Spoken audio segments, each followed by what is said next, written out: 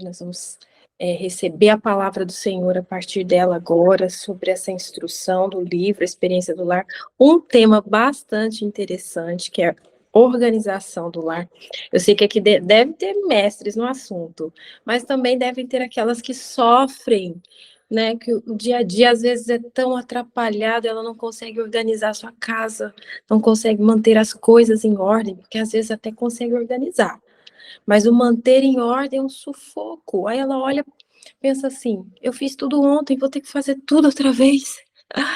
E aqui vão ter dicas importantes, dicas que vão te ajudar no seu dia a dia, você não só organizar a sua casa, mas mantê-la organizada. E aí o que é muito importante, isso traz paz. Os filhos ficam mais em paz com uma casa organizada, o marido fica mais tranquilo. E aí você tem mais acesso ao coração do seu marido, acesso ao coração dos seus filhos. Tudo facilita. Amém? Vamos orar pela Dani? Pai, nós te agradecemos pela vida da Dani, pela vida das mulheres que estão aqui, Senhor, que nesse momento o coração de cada uma delas esteja aberto para receber a tua palavra, para receber essa ministração que vai entrar dentro dos nossos corações e frutificar. Em nome de Jesus, eu peço que o Senhor cubra a vida da Dani, que todas as palavras que saiam da boca dela sejam para exaltar o seu nome, Pai, e para fazer com que nós possamos crescer na tua presença. Em nome de Jesus, guarde a família, guarde os bens, guarde tudo que ela colocar as mãos, Pai. Em nome de Jesus, nós te rendemos graças e louvores. Amém e amém.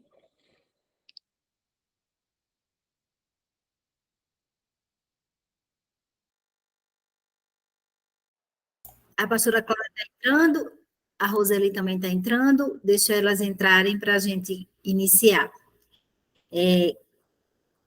A Roseli entrou também.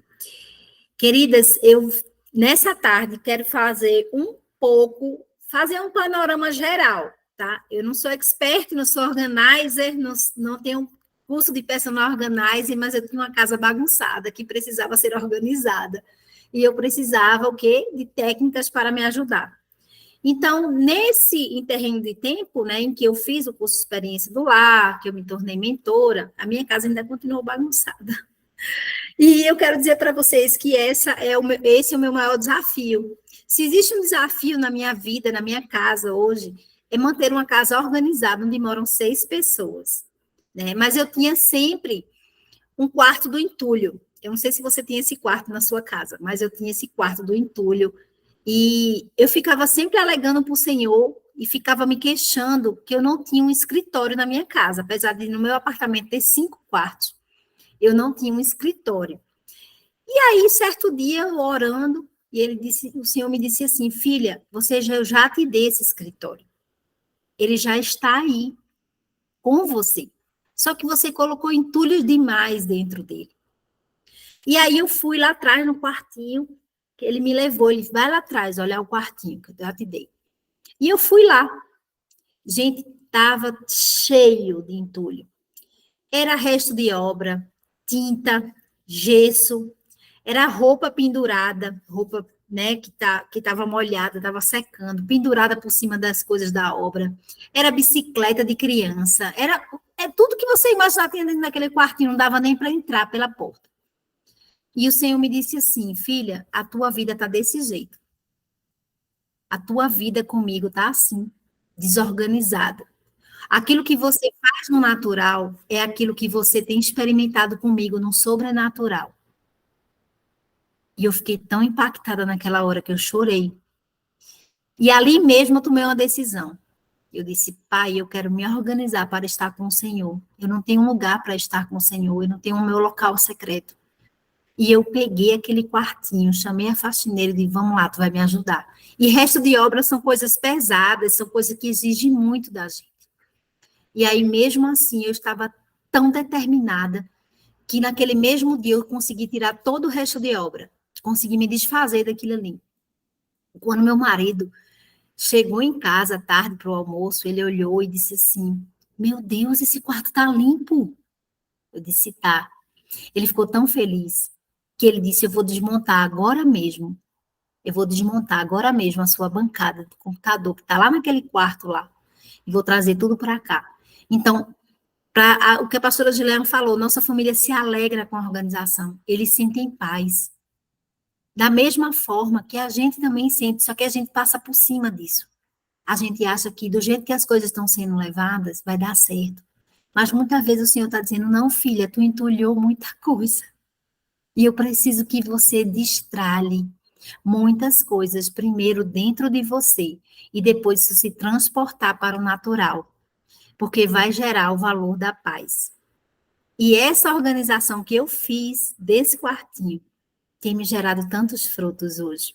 É um lugar onde eu me reúno, é um lugar onde eu faço as minhas aulas, é um lugar onde eu faço as minhas devocionais, é um lugar que eu oro às madrugadas, é um lugar meu, na minha casa, que precisava do meu cuidado. Então, eu não sei como é que está a sua casa hoje, mas eu quero que você se atente a isso. Dani, onde é que tem isso na palavra do Senhor? 2 Reis 20, o rei Ezequias, ele era um rei maravilhoso. Ele era um rei que trazia muitas coisas boas para Israel. Era um rei que conseguiu implantar uma cultura nova em Israel de realmente se adorar ao Senhor Jesus. Na época, ainda não havia Jesus, de adorar a Deus, né? E o que Ezequias, ele sempre era um homem muito temente a Deus. Ele trouxe para o reinado dele toda essa questão de estar ali organizando o seu reinado para que as pessoas buscassem a Deus. Mas, infelizmente, a sua casa não estava em ordem. E um dia Deus visitou ele. E Deus disse para ele assim, põe tua casa em ordem. Eu não sei qual é a ordem que o Senhor tem te dado. Mas para o rei Ezequias, mesmo ele sendo muito temente a Deus, Deus ainda deu uma ordem para ele. Põe tua casa em ordem. E ali o rei Ezequias não entendeu, não captou a mensagem. E achava que era alguma coisa com relação ao reinado, mas era da própria casa. E ele não pôs a casa em ordem. E o que foi que aconteceu? O rei seguinte, que foi o rei Manassés, que a Bíblia nos fala, 2 Reis 20, para quem quiser achar. A Bíblia nos fala que o rei Manassés foi um dos piores reis que Israel teve. Ele era idólatra, cruel. O povo foi massacrado por esse rei. Por quê? Porque o pai não colocou a casa em ordem. E quantas vezes nós estamos assim, achando que a nossa casa, a ordem dela, por exemplo, a gente coloca a culpa no marido, a gente coloca a culpa nos filhos e... Ah, não, a culpa é dos meus filhos, a culpa... Você precisa trazer uma ordem para o seu lar. Você precisa dar instruções claras à sua família. O processo de organização depende de instruções claras que você passe para a sua família. Esse é o mais difícil que acontece conosco. É a gente dar essas instruções e eles entenderem. Por isso que o processo de organização que a Dev coloca no livro, aqui no capítulo 10, para quem estiver acompanhando, a página 146, quem tiver com o livro, tá? Eu sei que algumas mulheres já têm um livro, página 146. Aqui é bem claro, quando diz assim, ó, 2 Coríntios 14, 40. Cuidem para que tudo seja feito com decência e ordem. A ordem exprime o valor de paz. E aí, a Dev fala que a gente precisa adquirir 3 expectativas para fazer a organização. A gente precisa ter tempo, foco e esforço. Repetindo, tempo, foco e esforço. Por isso que se você não tiver tempo, não comece a organizar. Separe um tempo para a organização. Dani, como é que eu vou fazer esse tempo? Você vai separar uma tarde com a manhã, uma tarde com uma noite, ou somente uma tarde. Por quê? Porque o processo de organização, ele é um processo que exige o quê? Esforço. E todo processo que exige esforço, o nosso cérebro vai dizer assim para o corpo, olha, para, porque tu tá cansada. E foi isso que aconteceu. Quando eu estava no meio do quartinho ali, tirando o entulho de obra, eu cansei. Mas o que foi que me motivou ir até o final? O que foi que me motivou? Foi justamente o gatilho que eu coloquei dentro da minha mente de que eu precisava ter esforço para ir até o fim. Então, o tempo é essencial, o esforço é essencial, e outra coisa que é essencial, foco. Foco na missão. né? Os batistas gostam muito disso. Foco na missão. E a gente, como missionário, é uma coisa que a gente aprender de criança. Foco na missão. Não se desvirtua da missão. Vai até o fim. Então, o foco é aquele cômodo que você vai organizar. É aquele guarda-roupa do marido que precisa da sua passagem de mão por ali. As gravatas do meu, só pela misericórdia. Ele me mostrou ontem, eu disse, Jesus. E eu vivo arrumando aquelas gravatas e eu enrolo todas com carinho. Vou enrolando, enrolando. Mas basta um domingo para as gravatas estarem todas alinhadas, feito um ninho de cobra. Então, a organização vai exigir da gente isso, foco sempre. E eu já disse para ele, amor, eu não posso visitar todas as vezes o seu cômodo, porque senão vou deixar os outros cômodos sem a minha leitura. Então, eu preciso que você me ajude nisso. Instruções claras aos membros da nossa família é essencial. Dizer para o meu marido, olha, só vou visitar o seu guarda-roupa daqui a 6 meses, porque eu já organizei ele. A organização dura um tempo. Se você organiza um cômodo bem organizado, escolhendo uma seleção e um critério de seleção, você só vai precisar visitar aquele cômodo daqui a 6 meses novamente. Dani, onde é que está isso? Me mostra isso aí. E agora eu quero mostrar para vocês um PowerPoint lindo que eu fiz. E sempre utilizo ele nas aulas para vocês, porque a organização é muito prática, né? Deixa eu colocar aqui para vocês verem aí um pouquinho. Isso, não abriu aqui, peraí. Eu acho que eu tenho que abrir ele aqui, pronto. Compartilhar. Estão vendo aí? Então, a organização gera esse valor de paz. Então, você tem que saber logo a diferença. O que é arrumação e o que é organizar. Arrumar é aquilo que você faz quando a visita chega. Você pega, joga tudo dentro de um quarto, fecha a porta para ninguém ver e tá tudo certo. Isso é arrumar. Isso não é organizar.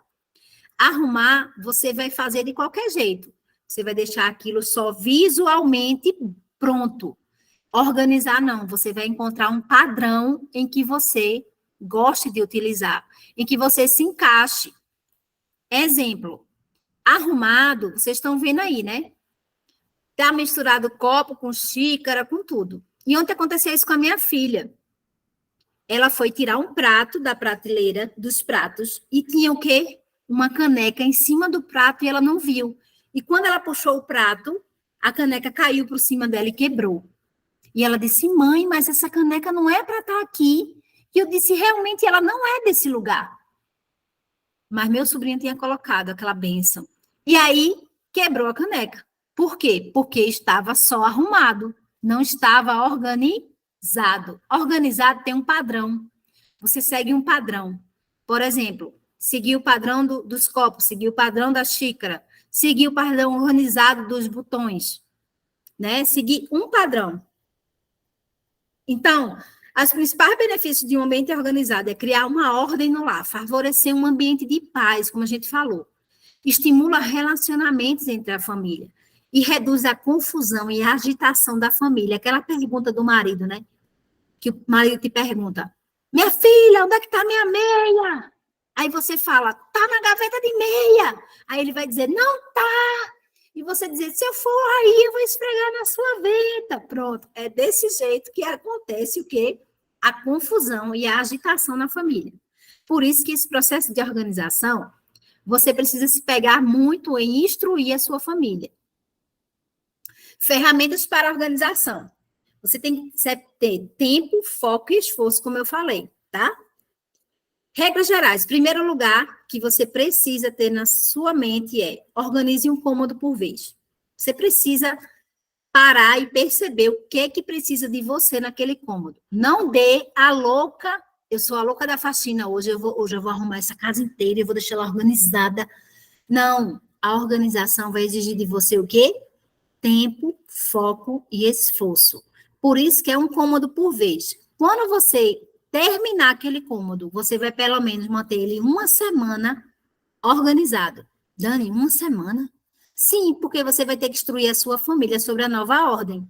Você vai ter que ensinar para ele onde você botou as canecas, ou você vai ter que ensinar onde foi que você colocou os copos. Você vai ter que ensinar o seu marido onde foi que você colocou as meias, onde foi que você separou as roupas dele. Então, isso vai exigir de você uma semana para eles entenderem como foi que funcionou o seu padrão, porque ninguém adivinha. Então, organizar os objetos nos ambientes em que eles são usados. Sempre pense nisso. Se você não organizar os objetos onde eles vão ser usados, você vai ficar andando por dentro de casa para guardar as coisas. Então, evite as andanças pela casa.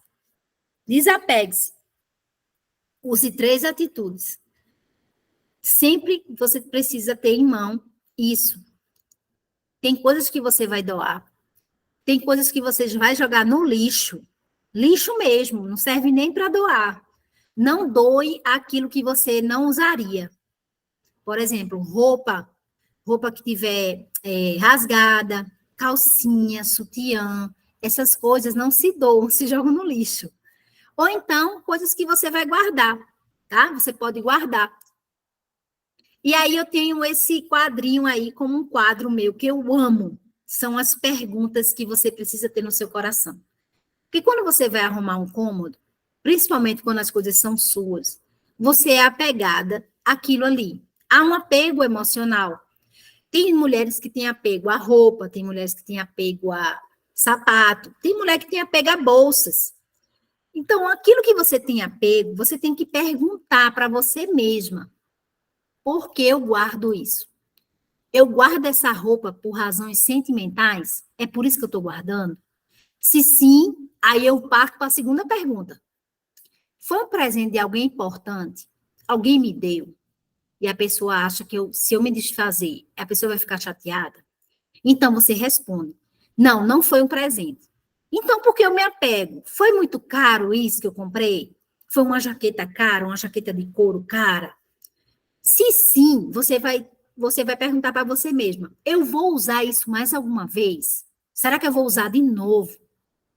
Aí você vai olhar para a jaqueta e vai dizer assim: essa jaqueta dá para eu usar novamente, mais um ano. Então você guarda.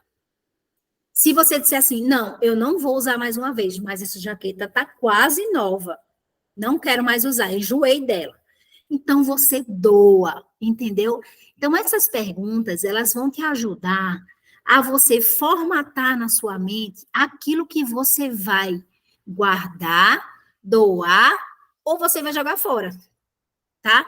E quando você for fazer esse processo todo, você precisa ter em mente caixas na sua vida. Colocar caixas perto de você, tá? Se é uma caixa que eu vou guardar minhas roupas ainda, então eu vou colocar na caixa de guardar. Se for para vender, eu vou vender para um brechó, por exemplo. Ou então vou doar na igreja para eles fazerem um brechó com as roupas. Eu faço muito isso. Eu dou as minhas melhores roupas, meus melhores vestidos, eu dou aqui para a igreja, porque eu sei que eles vão doar para esposas de pastores aqui da Bahia, do Goiás, de Tocantins, que tem menos condição. E aí a nossa igreja tem esse padrão, né? Aqui na igreja, tanto os pastores como as esposas dos pastores, tudo que a gente usa é doado, quando a gente não quer mais, para também as esposas dos pastores dessas congregações. E elas ficam muito felizes de saber que foi uma pastora que era dona daquela roupa e que foi doado para elas, entendeu? Então, é uma coisa que acontece na minha igreja, né? A gente tem esse projeto aqui na igreja. Os ternos do meu marido sempre são doados para pastores aqui também das congregações. Então, você vai doar ou você vai reciclar, você vai levar para uma costureira, você vai fechar aqui uma coisinha que tiver aberta, então você vai escolher qual caixa você vai colocar as roupas, né? Sapatos, bolsas ou coisas de banheiro. Cozinha, né? Cozinha é importante você ter um ambiente com funcionalidade. É um ambiente muito funcional, que é muito visitado por você durante o dia, então é um espaço que você precisa muito bem organizar pela funcionalidade. Dani, o que é funcionalidade? É você saber que vai estar na sua mão com menos tempo, se você precisar de uma panela, você precisar de um garfo, você precisar mexer a comida, está uma espátula ali perto de você. Então, guarde os itens onde eles serão usados, perto de você. entende? E aí estão as espátulas, os temperos, tudo perto, ao seu alcance. Tá vendo aí os condimentos, os potes herméticos, né? Tudo feito assim de forma a tornar funcional para você quando pegar, você já saber onde está. E evitar aquelas andanças na cozinha. Organizar a geladeira uma vez por semana, organizar a sua despensa quando você for fazer uma feira para evitar muitos gastos. Estão vendo aí que as pessoas usam muito essas cestinhas organizadoras, né? Aqui no Brasil a gente usa bastante. Banheiro. Banheiro é um local que também é muito visitado e suja com facilidade. Então, você tem que prestar atenção no que você pode estar querendo, assim, usar no seu banheiro de uma forma a limpar mais imediato. Eu sempre deixo umas toalhinhas, né? Aquelas toalhinhas de toalha umedecida, porque se o chão sujar um pouco, eu já passo, já pego uma ali e já passo. Porque aí vai evitar sempre você estar lavando o banheiro com mais frequência. Você escolhe os dias de lavar. Jogar a embalagem de produto vencido fora, colocar uma caixinha de primeiros socorros, principalmente para as crianças, saber onde tem. Manter um rodo no box para evitar mofo, né?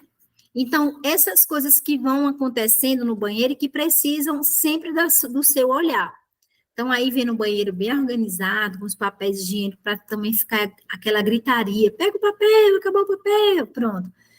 E o pessoal tem usado muito esses cestos também para colocar papel higiênico. Quarto é uma coisa muito intimista, né? Uma coisa muito sua. Então, a organização é você que adquire, você que adota, desculpa. Meu marido mesmo, eu adoto as camisas dele por cor. Por quê? Porque eu já sei que ele adora usar uma camisa branca no domingo, né? Ele usa terno, então ele gosta de usar uma camisa branca. Então, se eu já coloco todas as camisas brancas ali. Quando ele faz assim, minha filha, cadê minha camisa branca? Eu digo, não está nas brancas? Ele disse, não, então está suja, entendeu? Só tem essas duas destinações. Por quê? Quando não está organizado num padrão, quando ele perguntasse, cadê a camisa branca? Ele dizia, eu não sei, não está aí não. Não está não, então não sei onde é que está não. Porque aí eu ia ter que ir lá procurar camisa por camisa para saber a branca que ele queria. Entendeu? Então, isso facilita como eu disse para vocês, na comunicação da família. Dicas para roupas, né? Como eu falei para vocês, por cores. Lavanderia também é um local que necessita da nossa atenção. E eu adoto muito esses cestos, sabe? Aqui em casa tem um cesto para cada pessoa. Cada pessoa tem o seu cesto, a ida do cesto para a lavanderia e a volta para o quarto. E cada um da minha casa tem um dia específico para lavar a roupa de cada um. Então, todo mundo lá em casa, 6 pessoas, uma única máquina, dá certo. Por quê? Porque tem um dia para cada um. A gente só não lava a roupa lá em casa no domingo. São 6 pessoas, 6 dias. A máquina funciona. Os varais também, 4 varais. E aí a gente precisa organizar o dia e também organizar os cestos para poder não dar errado. Sala de jantar também fica a seu critério, tá? E aí a conclusão. Mesmo apresentando algumas ideias, você cria os seus próprios métodos. Fique bem claro nisso. Então, seu lema. Jamais fique empacada dizendo, não terei nunca uma casa organizada, esse não é o meu perfil. Lembre-se, faça como para o Senhor e não para homens. Se o Senhor fosse visitar a sua casa hoje, como ele encontraria essa casa? Como ele chegaria e sentaria no seu sofá? Será que ele iria querer fazer isso? A sua casa estaria tão organizada a ponto de receber o Salvador? E eu sempre pergunto essas mulheres. Então, ele quer fazer, ele quer estar na sua casa. Mas, muitas vezes, o seu ambiente não está um ambiente propício para isso. E o Senhor quer muito que a gente se organize. Muito, muito, para estar com Ele. E faça como para o Senhor e não para homens. Amém? Amém. Então, Amém. seguir aqui o gancho, né, de organize a sua casa. Agora nós vamos passar para outro âmbito de organização, que é a organização de manter a sua casa. Olha, depois de você manter a sua casa organizada, naturalmente, a sua casa já vai ser um ambiente de mais tranquilidade. Isso vai trazer segurança, isso vai trazer conforto, vai trazer sensação para os seus filhos, para o seu marido, para quem quer que more com você, de ser amado, de ser cuidado. Então, isso já gera aí princípios muito importantes dentro das pessoas que estão à sua volta, né? Mas agora nós vamos falar de resolução de conflitos familiares. Com certeza, esse também foi um problema do rei, né? O rei não conseguiu resolver os problemas familiares. Depois veio seu filho Manassés e foi o pior, né? Com certeza eles tinham muitos problemas dentro da família. E aqui, eu não vou nem colocar a culpa no rei, sabe por quê? Porque a mulher é que tem esse papel. A mulher é esse termostato, né? Ela que traz esse equilíbrio para dentro. Deus nos deu essa função dentro do nosso lar. Nós temos o poder de equilibrar o ambiente. Nós carregamos esse equilíbrio e nós temos essa capacidade de colocar tudo em ordem. Às vezes parece muito difícil, mas deixa eu dizer, se nós não assumirmos este lugar, os homens não farão. Não é um papel deles, é nosso. Então, o Senhor quer nos levar à maturidade hoje. Entenda, nós precisamos amadurecer e viver dentro deste papel. Nós temos um olhar um pouco mais ampliado, talvez, do que os dos homens, com relação aos sentimentos. Então, nós conseguimos perceber uma casa. Não é preciso que seu filho fale, não é preciso que seus pais falem, não é preciso que o seu marido fale. Só de olhar, nós já conseguimos perceber como é que está o coração dele. Ou pela nossa vida de devocional, só de orar, nós já conseguimos sentir como é que está a nossa casa, como é que está o nosso filho, como é que está o nosso marido. Então, o primeiro passo aqui, né, para você resolver os conflitos familiares, preste bem atenção na voz interna que está dentro de você, porque com certeza o Senhor está falando contigo acerca da sua família.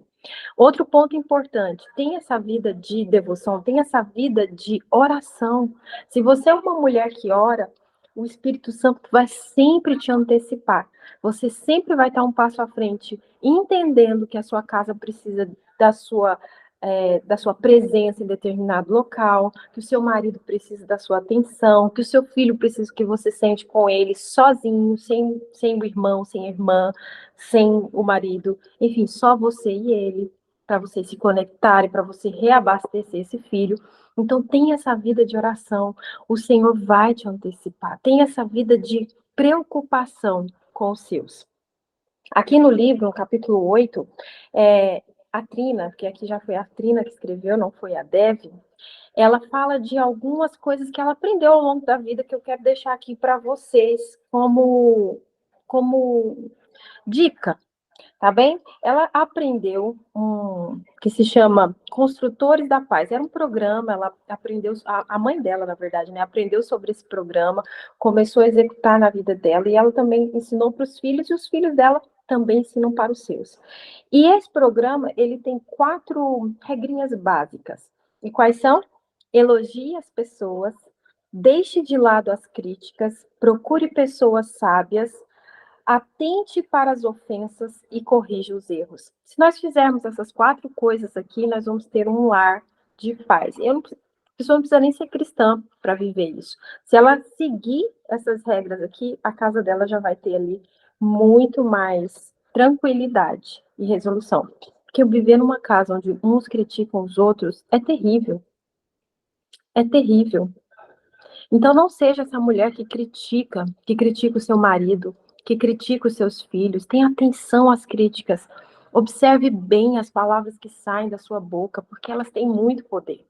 E quando você critica dentro do seu lar, quando você critica os seus filhos, critica seu marido, você traz maldição, você traz um clima pesado. Então não seja essa pessoa, não critique, tá bem? Eu quero ler aqui com vocês, nessa minha versão da Bíblia, a mulher de Provérbios, está lá em Provérbios 31, né? Diz assim, ó, ela não é irritada. Peraí, eu vou ler antes aqui. Uma boa mulher é difícil de encontrar. Ela vale muito mais que diamantes. O marido confia nela sem reservas e disso nunca se arrependerá. Ela não é irritada e o trata muito bem por toda a sua vida. Em outras versões, vai dizer que assim, ó, ela trata muito bem, ela sempre faz o bem e nunca o mal. Ela sempre faz bem, né, Renata? Que é minha amiga tá aí. Ela sempre faz o bem e nunca o mal. Eu quero repetir.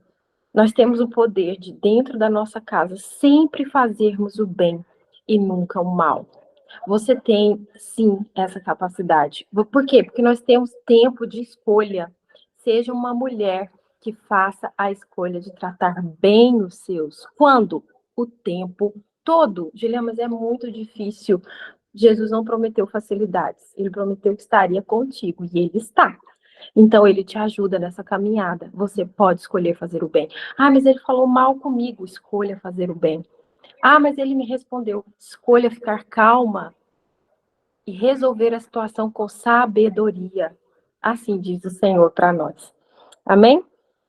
Uma coisa muito importante que nós mulheres precisamos entender é que cada um tem um temperamento. Nós já fizemos a aula dos temperamentos lá no workshop, para quem estava lá, assistiu.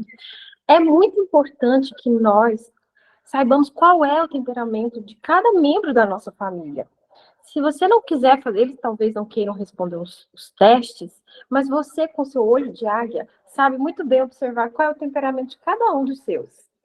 Aí você observa. E observando, você já tem aí um pano de fundo de como que a sua casa, ela gira. E se você entender isso, você já consegue aí evitar muitos conflitos com os seus familiares. Mas muitos mesmo.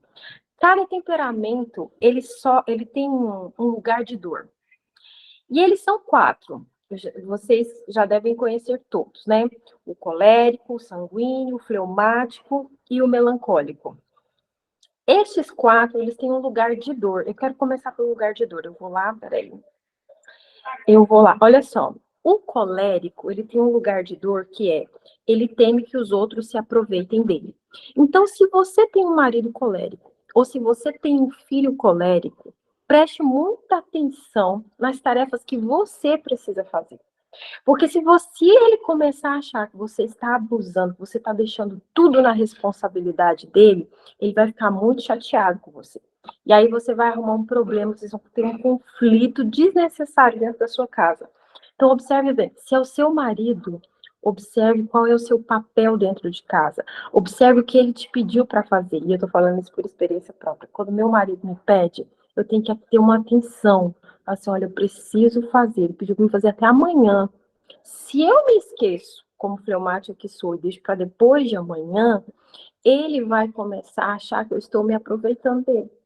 Ele vai começar a pensar que não estou interessado em ajudá-lo, que tudo está nas costas dele, que a vida está muito difícil, porque a mulher que ele escolheu não está ajudando. Vocês conseguem entender os pensamentos que ele vai começar a criar dentro da mente dele? Aí nós arrumamos o quê? Um problema desnecessário. Então eu, sendo esposa de um homem colérico, sendo esposa de um homem dominante, eu entendo que eu não posso sobrecarregá-lo, eu não posso deixar uma margem para ele pensar que ele está sobrecarregado. Aquilo que ele me pede, eu tenho que ter atenção e fazer. E o mais rápido possível. Dentro disso, eu já evitei aí um problema enorme. Ele precisa entender, ela está aqui para me apoiar, ela não está aqui para me desgastar, ela não está aqui para roubar a minha força, ela não está se aproveitando de mim, ela está aqui para me ajudar. E o filho é a mesma coisa. Se você começa a pedir demais para um filho só, porque às vezes o colega ele é muito bom no que faz, porque ele gosta de fazer, ele gosta da tarefa. E aí você tem, exemplo, 2 filhos. Um que é colérico, é bom para fazer, e o outro é fleumático, é um pouco lento. Quem você vai preferir que faça as atividades? Colérico. Mas ele vai começar a observar que você não está pedindo nada para o irmão. E aí nós vamos criar um grande problema dentro de casa, que é o quê? Minha mãe só pede para mim, o outro não faz nada. É o queridinho da mamãe. Tá se aproveitando de mim e o meu irmão tá de boa. Então, nós mulheres temos que ter este equilíbrio. Observe, lembre-se, a dor do colérico é justamente neste lugar. Ele não gosta de se sentir aproveitado. Já o sanguíneo, ele teme ser rejeitado e teme que as pessoas não gostem dele. Então, essas pessoas, elas precisam de um pouco mais de atenção. Porque o temor dela, o temor do sanguíneo, se o seu marido é um sanguíneo, é ele ser rejeitado. Então, o que você vai ter que ter? Paciência, longanimidade, porque você vai ter que ouvir as histórias compridas e longas que eles vão te contar. E você vai ter que olhar olho no olho, porque se você desviar o seu olhar, ele já vai achar que a história dele não está interessante e automaticamente ele não é interessante. E aí, nessa hora, ele já se sentiu rejeitado. Então, você vai ter um conflito para resolver desnecessário.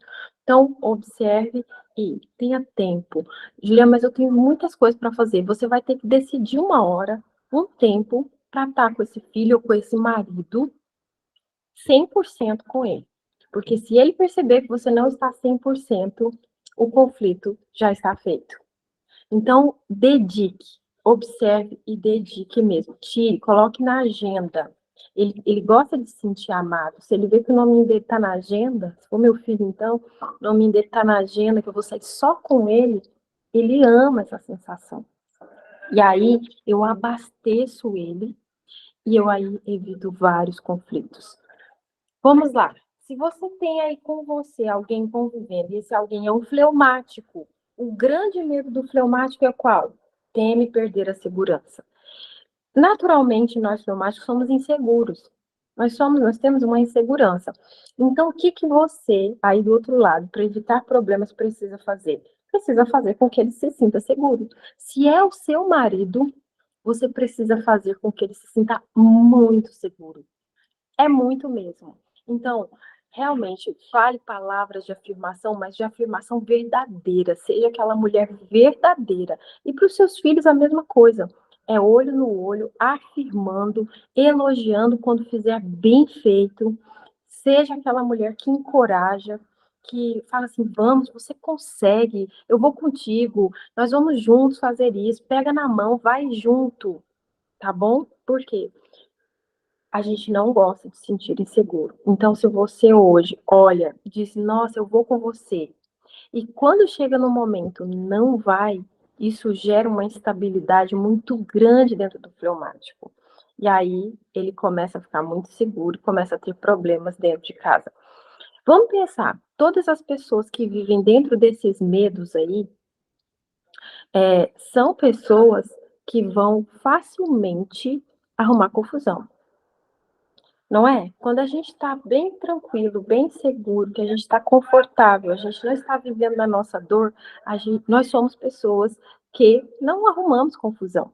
Nós somos pessoas tranquilas, equilibradas. Mas se a gente vive na dor, nós facilmente iramos, facilmente perdemos a nossa paciência. Então, temos que ter atenção para abastecer os outros que estão à nossa volta. Para quem é melancólico, deve ter alguém melancólico aqui nessa sala.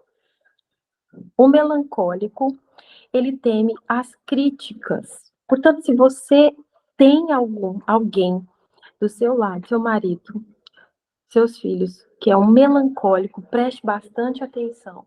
Não critique. Eu já falei lá no início, não critique ninguém, gente. A crítica, ela não vai construir nada, tá? Falar isso para nós, mas não é verdade. Críticas não constroem.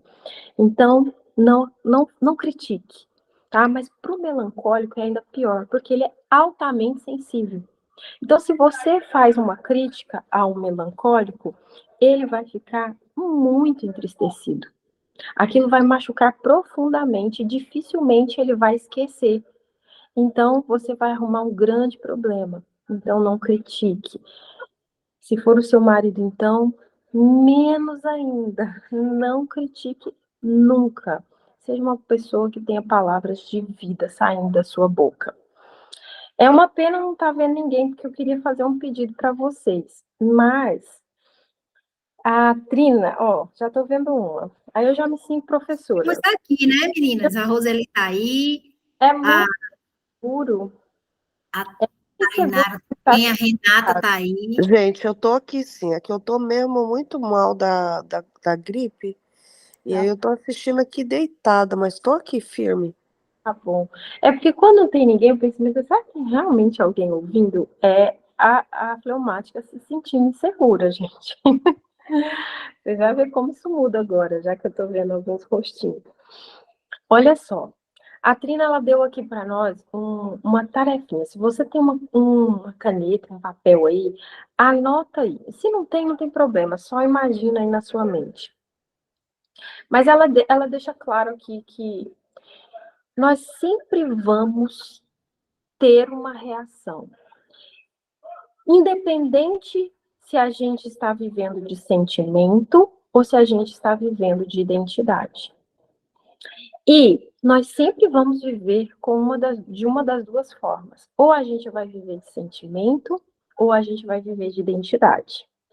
Então, eu quero que você coloque aí primeiro, o primeiro nome, se você tem um papel aí para escrever, coloque aí, ó, sentimentos. Coloca aí número 1. Esse sentimento, ele vai gerar uma ação. Aí você vai escrever ação na frente e vai colocar número 2. Então, sentimento, número 1, ação, número 2, identidade, número 3.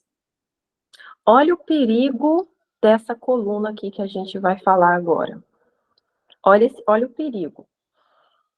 Quando você vive de sentimentos, você vai ter determinadas reações. Então, vamos supor, eu estou vivendo de sentimentos e hoje eu estou com muita raiva. Quais serão as minhas reações? Eu vou ser uma pessoa que grita, eu vou ser uma pessoa mal educada, eu vou ser uma pessoa impaciente, eu vou ser intolerante, provavelmente vou soltar alguns palavrões, ou seja, eu vou ter reações. Este sentimento, o ato de viver de sentimento e ter essas ações vai me fazer ter uma identidade. Olha esse risco, gente. Sabe aquela pessoa que você olha e fala assim, nossa, aquele lá é um coitado, só fica irado, Nós olhamos para as pessoas e identificamos, ou seja, nós vemos uma identidade sendo formada através de sentimentos. E este é um grande perigo, é por isso que nós não podemos viver na dor. Eu falei aqui da dor de cada temperamento. Nós nunca podemos viver na dor.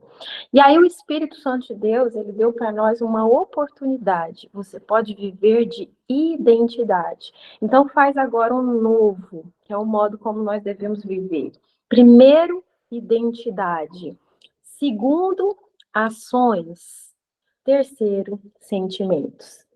Então, quando eu vivo primeiro da minha identidade, entendendo quem eu sou em Cristo Jesus, aconteça o que acontecer, eu vou ter reações, eu vou ter ações segundo a minha identidade em Cristo. Então eu posso até sentir raiva, mas eu não vivo de sentimentos, lembra? Eu vivo de identidade. Então as minhas ações, elas não vão ser de acordo com nada do que eu estou sentindo, elas vão ser de acordo com quem eu sou. E com quem eu sou em Cristo Jesus. Então, olha só que lindo quando a gente vive de identidade. Você vive de identidade, você tem ações segundo a sua identidade, e essas ações geram dentro de você novos sentimentos. Olha o perigo. Se nós vivemos de sentimentos, os sentimentos vão formar uma identidade. Mas se nós vivemos de identidade, a nossa identidade vai formar novos sentimentos. Agora, se eu vivo de uma identidade em Cristo, quais serão as minhas ações? Eu sempre vou pensar no outro. Eu sempre vou pensar que eu posso fazer melhor. E automaticamente os meus sentimentos serão mais tranquilos. Então, se você é uma mulher que talvez está tão impaciente, tão irada, tão enfurecida, talvez você esteja vivendo de sentimentos. E o Senhor te convida hoje a viver a sua identidade. Viva de identidade. Tenha ações em cima da sua identidade. E refaça os seus sentimentos a partir dessa identidade. Amém? Fique com a segunda, tá? Amém. Aquela primeira não nos interessa, não faz parte da nossa vida cristã. Então, você aqui entendeu que existe sim um lugar de dor para todos que moram com você, mas você, como mãe, como uma esposa sábia, como uma mulher que não se irrita, que tem calma, que tem paciência, você é uma mulher que vai ensinar seus filhos, seu marido e a sua casa a viverem de identidade. Ensine desde pequenininho, né? Tem mamães aí que estão gravidinhas, né? Desde pequenos, que eles não podem crescer e aprender a viver de sentimento. Eles vivem de identidade. Essa identidade vai fazer com que eles tenham novos sentimentos e bons. Amém? Então, seja essa mulher que traz paz para dentro da sua casa. Quando você vê que as coisas estão conturbadas, não seja aquela que fala demais. Cale-se, fique em silêncio. Fique em silêncio, espere o momento certo de falar. Peça ao Senhor sabedoria, pergunte, Senhor, eu devo falar? O Senhor certamente te instruirá. Você não está sozinha. O mal de muitas mulheres é achar que está só, e você não está só. O mal de muitas mulheres é não saber qual é a sua identidade. Quando eu não sei qual é a minha identidade, de fato, eu me sinto sozinha. Mas quando eu sei, eu entendo que Ele todos os dias está comigo. Nós entendemos que Ele está conosco. E aí Ele que nos instrui. Olha, cala. Olha, agora você pode falar. Ele instrui você lá no seu íntimo. Chama o seu filho para uma conversa. Ele está se sentindo só.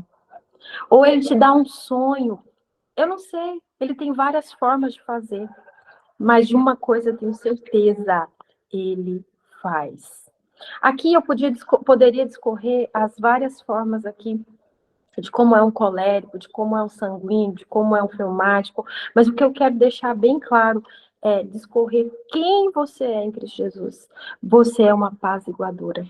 Nós somos guardiãs da nossa casa, independente do seu filho, marido, as pessoas que estão na sua casa, são de A, B ou C temperamento. Você é uma mulher que traz a paz. Você é aquela que vai entender quando a sua casa está desabastecida. Aqui fala sobre o abastecimento do carro, né? É engraçado que ela até menciona assim, ó, quando o carro está acabando a gasolina, né? Você sente aquele cheiro forte. Aí aquele cheiro forte denuncia. Nossa, o carro está acabando a gasolina. Você consegue identificar, se você, ainda mais se for um carro velho, né? Você consegue perceber que está acabando a gasolina pelo cheiro. A mesma coisa na sua casa. Mulher, Deus te deu um dom. Você sabe muito bem perceber o cheiro da sua casa, de quando a gasolina dos seus está acabando. Quando seu marido está prestes a perder a paciência, quando seus filhos estão assim carentes de você. Ele te deu esse dom, tá aí dentro de você. É a hora que você pega eles e leva eles para o abastecimento. Cada um terá uma forma de se abastecer. Vou dar aqui um exemplo. O sanguíneo precisa de almoçar com os amigos, ele precisa de sair. Se é o seu filho, libera ele. Leva ele naquela festinha, para ele brincar com os amiguinhos dele. Se é o seu marido, incentiva ele a marcar um almoço com um amigo dele, para ele sentar, conversar com esse amigo. Isso vai abastecê-lo, ele vai voltar para casa renovado, ele vai voltar tranquilo. Não seja aquela mulher chata que não deixa ele pro futebol. Deixa ele jogar, porque ele vai voltar mais feliz, ele vai voltar equilibrado. Se é um marido fleumático, deixa ele ficar quieto sozinho. Não vai lá. Não incomode. Deixa ele no tempo dele, sabe? Ele não quer falar. E ele também não quer ouvir. Ele quer ficar sozinho, quietinho lá no canto dele. Se é o colérico, eu vou ter que ler, porque eu não lembro qual é o do colérico. Peraí, o que ele gosta? Ai, agora onde é que tá, hein? O colérico, ele precisa... Ai, onde é que tá? Ele precisa de tarefas. Eu sei que ele é tarefeiro, ele precisa fazer alguma coisa. Ele vai querer ir no cinema, ele vai querer passear, ele vai querer fazer alguma coisa porque ele gosta das tarefas, né? E já o melancólico, ele também é daqueles que precisa ficar só. precisa do tempo dele. Talvez ele vai querer ler um livro, ele vai querer escrever alguma coisa. Dê esse tempo para ele. Ao contrário do fleumático, não vai querer fazer nada. Ele não vai querer escrever, ele não vai querer nada. Ele não vai querer ler, ele vai querer ficar na caixa dele. O melancólico, não. Ele vai ler um livro, ele vai estudar, mas ele precisa daquele tempo ali sozinho. Tá bom? Então, respeitar o processo do outro é um lugar que vai fazer você harmonizar o seu lar e a sua casa. Abastecê-los dessa maneira, entendendo que cada um precisa, vai harmonizar a sua casa. E por último, eu quero falar sobre cinco questões aqui que a Trina deixa pra gente. Oh, meu Deus, por que eu não marquei, né? Peraí. Ah, tá aqui. É para você contar no seu dedo. Tenho aprendido com a minha amiga Renata, que tá aí também, que declarar a palavra é a melhor coisa que você faz em tempos de conflitos na sua casa. Tem momentos que não dá para você resolver o problema, mas sempre dá para você declarar a palavra dentro do seu lar. Então, vá para o banheiro, fecha a porta, declare a palavra. Declare a palavra. Se os seus filhos estão vivendo conflitos e eles não querem se abrir, e você não tem acesso, talvez é um adolescente, está fechado no mundo dele, você não está com aquele acesso. Uma coisa que nós podemos fazer, declarar a palavra sobre a vida deles. E isso, com certeza, tirará nossos filhos de muitos conflitos internos e externos. E aqui ela deixa algumas coisas que a gente pode dizer para nós mesmas. Quando o dia de conflito chegar, é nossa responsabilidade ajudá-los? É, mas nem sempre a gente vai conseguir fazer. Então, não tome isso como uma carga pesada. Respeite você, respeite até onde você consegue chegar. E vá declarando. Aí ela diz assim, ó, 5 coisas que você pode declarar. Se você quiser anotar, aí você vai levantando a sua mão, assim, ó, com os 5 dedos. Vamos lá. Deus é quem ele diz ser. Lembre-se disso. Deus é quem ele diz que é. Ele pode fazer aquilo que ele diz que pode fazer. Eu sou quem Deus diz que sou. E eu posso todas as coisas por meio de Cristo. A palavra de Deus está viva e ativa em mim. Escolho crer em Deus. Essas eram frases que a Debbie usava, que a Trina também usava, que você também pode usar. Juliana, eu tenho as minhas próprias. Então, lembre-se, no dia do conflito, declare. Declare.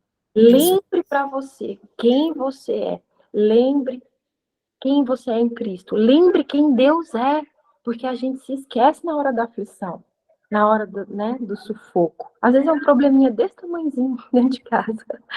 E a gente está tão perdido no momento que a gente faz isso aqui, ok? A gente vai para um outro nível, que é o nível da fé. Eu vou repetir, porque pediram para repetir aqui, tá bom? Então vamos lá? O primeiro. Deus é quem ele diz que é. Ele pode fazer aquilo que ele diz que pode fazer. Eu sou quem Deus diz que eu sou. E posso todas as coisas por meio de Cristo. A palavra de Deus está viva e ativa em mim. Escolho crer em Deus. São cinco frases para você repetir no dia dos conflitos da sua casa. Mediante isso, toda vez que você repetir, o Senhor te dará força, te lembrará quem você é nele, e você se lembrará quem é Deus na sua vida. E o desespero vai embora, a sabedoria vai chegar, e você vai saber exatamente o que dizer, o que fazer. Talvez é aquela comidinha, às vezes nem falar nada, é fazer aquela comida gostosa, é pôr aquela mesa bonita, né? Mesmo em dias de guerra dentro da sua casa, experimente, faça uma linda mesa, faça a melhor comida, Mostre para os seus que você está disposta a amá-los em todos os dias, nos bons e nos ruins. Amém? Amém. Amém. Glória a Deus. Tinha muito mais, mas esse aqui é um tema grande, gente. Esse é um tema enorme, gente. Esse tema aí, ele dá 1 hora de aula, assim, E dá mais, eu acho. fluindo, porque tem que analisar os temperamentos, né? Tem que ir ali cortando tudo, e é um tema muito especial, né? E eu venho aqui também para as meninas que foram convidadas pela primeira vez hoje, terça-feira que vem, da próxima semana, essa semana não, na próxima semana a gente vai iniciar o curso completo de 7 semanas, né? Certinho, com os horários certos, para dar tempo de fazer a mentoria de todos os capítulos, por isso que vão ser 7 encontros, né? 7 encontros, Dani, sim. 7 encontros e a gente vai estender um pouquinho mais. A gente vai 7 encontros de 1 hora e meia no máximo, para dar tempo de ser 45 minutos para cada capítulo. Então, se você quiser participar do curso completo, tá? E receber a certificação ao final, você é a nossa convidada. Já estamos com um grupo aberto, tá lá, 28ª turma, aquele grupinho lá, quem quiser migrar, a gente vai lançar, né, pastora? A migração e também colocar lá a sua inscrição. Você precisa preencher novamente sua inscrição? Sim, precisa preencher novamente, tá? Para a gente ter o controle das pessoas que estão entrando. Nossa satisfação é ter todas vocês lá, mas a gente sabe que as que já fizeram workshop e se sentiram satisfeitas com ele e querem aplicar na sua casa, você está totalmente apta, né? Se você já vê que realmente aquilo que a gente entregou, né, como mentoras, você já pegou, você já leu o livro, você consegue aplicar na sua casa? Ótimo, siga, vai ser bênção. Não, Dani, eu preciso ir um pouquinho mais, eu quero me aprofundar mais nos conceitos, eu preciso pegar mais algumas coisas, tem alguns capítulos que eu ainda preciso, né, de um detalhe a mais. A gente sabe que ali no workshop fica a emoção, né, no meio, tudo, né, é um momento gostoso também de comunhão, e quem quiser aprender mais, sabe que vai estar, né, convidada a participar novamente conosco dessa nova turma. Então, quem vai ministrar? Eu, Dani Fortuna, e a pastora Gileana, nós duas, né, entendendo por Deus, assim, dadas, né, encaminhamentos, direcionamentos pelo Senhor, que nosso campo missionário é com vocês, ali em Portugal e na Europa. Então, isso nós vamos fazer, né, com vocês, e quem sabe Deus não oportuniza o segundo workshop da Experiência do Lar. Ia ser uma bênção, né? Oportunizar isso aí o ano que vem, para a gente estar juntas novamente, fazer algo lindo, e também vocês ministrarem. Por que não? Vocês, quando terminarem o curso completo, vocês estarão aptas a serem mentoras do curso Experiência do Lar. Então, eu creio que esse segundo workshop vai ser assim, com muitas mulheres, muitas mentoras lindas, e com novas convidadas, porque nós queremos justamente transformar primeiro a nossa vida pelo Senhor, e desse transformar, passar um transbordo. Transbordar é quando o copo está cheio, né? O copo encheu. Então, quando ele transborda, é porque nossa casa já está nesse transbordo tão grande que a gente vai passar esse ensinamento para outras mulheres. Então, eu queria também deixar a palavra para a pastora Gileane complementar também, se ela quiser. É isso, meninas. Olha só. Quando eu fiz o meu, também foi online. Sabe uma coisa linda? É porque a gente ora umas com as outras. A gente cria um campo, assim, de amigas mesmo. A gente se fortalece com as outras. Engraçado, eu nem sabia que tinha como fazer sala de oração aqui, nessas coisas assim de online. Eu não sabia. De repente faz uma sala de oração, separa as meninas e cada uma fica com um grupo orando. É a coisa mais linda, gente. E fora que, para que tudo isso aconteça, existe oração diária por cada lar. A gente não está fazendo assim, a gente entendeu a missão. A gente entendeu que realmente Deus vai fazer algo extraordinário começando dentro das nossas casas. A nossa igreja vai viver a extensão do que a gente vive dentro de casa. O Senhor vai receber a adoração lá na igreja que a gente já faz aqui com os nossos dentro de casa. Desde o primeiro detalhe, a arrumação da casa, ao pedido de perdão, a honra ao marido. Então, tudo isso sendo vivenciado, assim, com muita profundidade. Dentro de casa, a gente vai estender isso para a nossa igreja. Eu creio num tempo onde a igreja de Portugal e da Europa realmente vai viver um avivamento. E eu entendi que vai começar dentro das nossas casas. E eu entendi, fui perguntando muito para Deus, Senhor, é isso mesmo que tem que começar a fazer? É isso mesmo que tem que começar a ser feito? Hoje eu recebi um videozinho da minha amiga, que foi na pregação da Angel, falando sobre o pano de prato. Gente, nos últimos anos, toda vez que eu ia para o Brasil, que eu ganhava, até na igreja, sorteio da igreja lá no Brasil, o que eu ganhava? Pano de prato. Eu só ganhei pano de prato. E eu entendi, Deus estava falando comigo. Era um tempo que eu estava voltando para casa, que eu não estava trabalhando aquela loucura mais, que eu estava preocupada mais com minha casa, com a comida que eu estava fazendo para os meus filhos. Enfim, o Senhor estava falando comigo, filha, o avivamento já começou dentro da sua casa. Agora vamos ter que estender isso para fora. E realmente, gente, eu não estou falando da boca para fora. A minha casa viveu o avivamento. O avivamento do perdão, o avivamento de reconhecer que meu marido merece honra sim, que os meus filhos precisam de mim como uma mãe, não como uma pastora. Isso eu faço depois, mas eles precisam da mamãe, eles precisam de mim. Então, é a extensão disso que vai para a igreja, entende? É a adoração ao Senhor em forma de sacrifício vivo dentro da nossa casa. Então é um convite. Se você já, olha, se sente apta, já está pronta, manda para uma amiga sua. Essa nação precisa vivenciar isso. Essa nação, de fato, precisa vivenciar isso. Em nome de Jesus. Amém? Amém. E eu vou redobrar minhas forças, fazendo esse compromisso aqui com vocês. Eu vou redobrar minhas forças, quando eu falei para o meu pastor.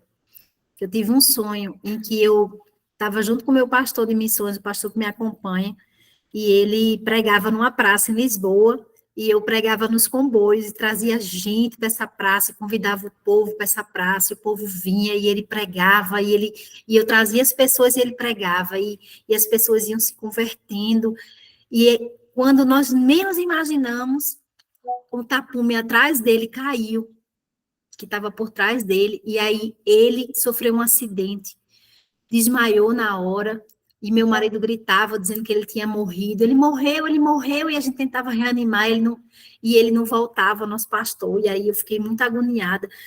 Do nada, ele teve aquele respiro, aquele fôlego de vida, né, que só o Senhor dá, e ele voltou e disse assim, eu preciso continuar, Jesus me manda continuar, eu não posso parar, e ele continuava pregando. Gente, e as trevas vindo como se fosse uma escola de samba. Foi eles que derrubaram esse tapume, sabe? E assim, eram pessoas que estavam nuas, pessoas que estavam drogadas, tinha todo tipo de gente. Eu estou falando isso para vocês, esse sonho, porque esse sonho me fez entender que meu campo missionário é a Europa. Eu preciso lutar por isso. Eu preciso, mesmo estando aqui no Brasil, focar meu olhar para a Europa, para que o evangelho, os missionários saiam daqui também para ajudar vocês aí, que já são missionários no Senhor, pastoras, e isso ser um grande avivamento, né? Da minha casa ser a extensão de um avivamento para a sua casa, da outra casa e a outra casa. E o Senhor assim vai reavivando os lares para que isso chegue nas igrejas. Vai chegar o tempo, vai acontecer, vocês vão ver que daqui a 10, 15 anos vocês vão olhar e vocês vão dizer, meu Deus, o avivamento chegou na Europa. Né? Lá nos anos 90, a gente não viveu isso no Brasil. A gente tinha 2% de evangélicos quando eu era criança. Quando eu tinha 10 anos de idade, eram 2%. Hoje, no Brasil, nós temos 50% da população. Então, o avivamento é real. A gente precisa lutar por ele, com todas as forças que a gente tiver. E a Europa precisa de todas nós engajadas, juntas, de mão dadas, orando por esse continente. Ontem eu postei no meu Instagram, muito lindo, quando eu abri minha devocional, tinha lá, ore pelo seu campo missionário, Europa. E tinha uma passagem na minha Bíblia, entende? Então, assim, nós estamos juntas nisso, né? Eu estou aí com vocês, vou focar meus olhares para vocês. Toda vez que eu tiver a oportunidade de fazer, né, uma viagem, eu irei, o Senhor vai dar condição, porque eu creio que quando Ele quer, Ele manda para qualquer lugar. Ele nos manda para onde Ele quer. O sopro dele é o sopro dele, não é o nosso, não é nosso braço que vai. Então, eu queria muito agradecer a todas vocês que confiaram no nosso trabalho, que confiaram nesse lindo Experiência do Lar, um manual maravilhoso criado pela Debbie, através de revelação dada pelo Senhor para ela. Mas ainda há uma revolução acontecendo. E essa revolução, ela vem dobrada. No dia da morte da Debbie, quem viveu esse tempo da morte dela, o Espírito Santo soprou em muitas mulheres. Eis que estou fazendo uma obra dobrada. Não é mais só uma obra, agora ela vai vir em dobra. Então, eu participo dessa dobra. Pastora de Leão participa dessa dobra e todas vocês também participam. Não deixem de aplicar aquilo que vocês aprenderam no lar de vocês. Vocês não passaram por aqui em vão. Vocês não receberam todos esses ensinamentos. O Espírito Santo soprou o nome de vocês para que vocês tomem posse disso, primeiro na casa de vocês, e depois saiam aos confins da terra. Amém? É isso, um beijo, meninas, um beijo, foi um prazer, espero ver vocês. Beijo, Renata. Beijo, Renata. Pastora Cláudia, um beijo, Beijo. minha querida, saudade de você também, Silvana. Tayane, Silvana. Tayane, beijo, Tainara, as meninas, as que não fizeram curso, são nossas convidadas, vamos lá, vamos juntas. Beijo. Em breve eu estarei aí, muito antes do que vocês imaginam. Orem por isso, orem por esse tempo, orem por esse tempo de chegar novamente na Europa, vamos participar da conferência de família, vamos com força total, vamos fazer parte de um novo projeto, de uma revolução nos lares, para que Jesus seja conhecido completamente. Amém. Beijo. Amém. Beijo, meninas. Amo vocês. Vou deixar a gravação lá, tá? No grupo. Para quem quiser assistir depois, poder assistir, tá?